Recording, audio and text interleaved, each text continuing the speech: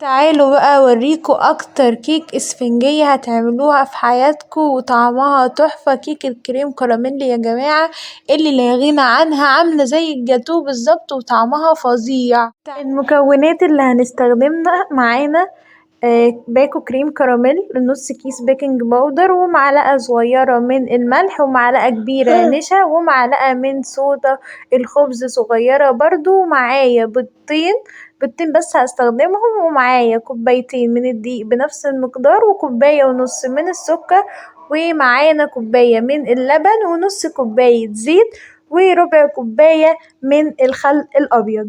تعالوا بقى نشوف. اول حاجة هنجيب الصينية بتاعتنا او الطبق بتاعنا وهننخل فيه كده الدقيق. ممكن ننخله بالطريقة دي ان احنا نحط الكوباية ونفضل نلفها، ودي طريقة سهلة وحلوة جدا وما توقعش الدقيق بره خالص. وممكن ننخله بالطريقة العادية ان احنا نحرك المنخل كده. اهم حاجة في الكيك ان الدقيق لازم يتنخل، وممكن كمان تنخلوه مرتين 3 تطلع الكيكة معاكوا احسن بكتير. هنضيف بقى عليهم نص كيس البيكنج باودر بتاعنا. بعد ما نزلنا بنص كيس البيكنج باودر هنبتدي بقى ان احنا ننزل بباقي المكونات. رشة من الملح كده زي ما احنا شايفين، ومعلقة كبيرة من النشا، والمعلقة الصغيرة من صودا الخبز بتفرق جامد برضو في الكيك. ونبتدي بقى ان احنا نخلط المكونات دي مع بعض ونوزعهم جامد. لازم يا جماعة ان احنا نوزع البيكنج باودر على الدقيق كله علشان ما نلاقيش حتة طالعة منفوشة في الكيك والحتة التانية نازلة كده، لا، عشان يطلع الكيك كله منفوخ بنفس الحجم ونفس الشكل. لازم نجيب بقى الخلاط بتاعنا ونضيف عليه البيضتين بتوعنا، ونضيف كوباية اللبن. وبعد ما نضيف كوباية اللبن هنبتدي ان احنا نضيف الكوباية ونص من السكر بتاعنا، وبعدين هنضيف نص كوباية الزيت وربع كوباية الخل.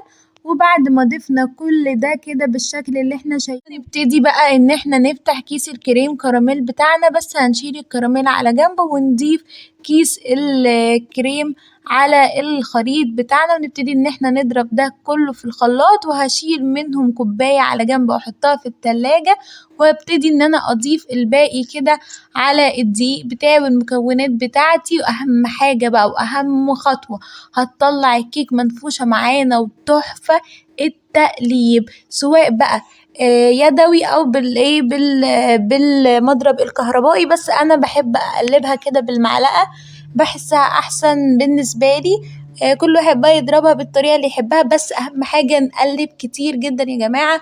الكيك كل ما نقلبها بتطلع تحفة اكتر، وبتطلع منفوشة معانا اكتر ومتساوية اكتر.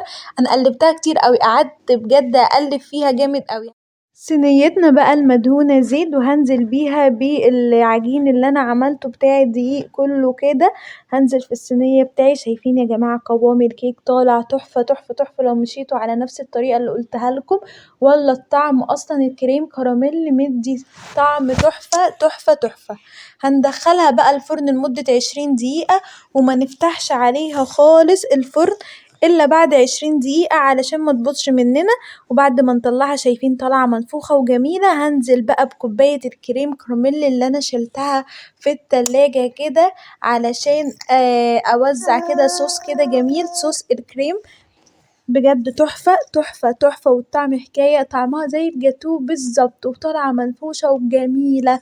وبعدين بقى هجيب كيس الكراميل اللي انا شيلته على جنب، وابتدي ان انا انزل بيه كده واوزعه على الكيك كلها.